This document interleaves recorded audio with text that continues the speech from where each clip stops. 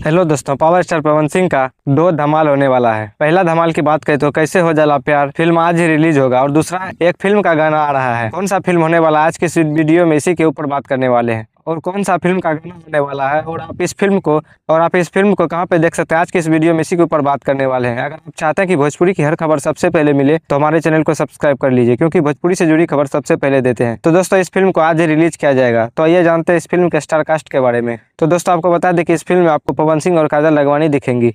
अब बात करते हैं इस फिल्म को कहां पर आप देख सकते हैं। तो दोस्तों, आपको बता दें कि इस फिल्म को आज शाम 6 बजे कैप्टन वॉच हिट्स के यूट्यूब चैनल पर आप देख सकते हैं। और दूसरा धमाल की बात करें तो एक फिल्म का गाना आ रहा है। इस गाना का नाम है धन मन भावेला। गाना में लिरिक्स दिए हैं छोटू यादव और इस गाने में म्यूजिक दिए हैं रजनीश मिश्रा।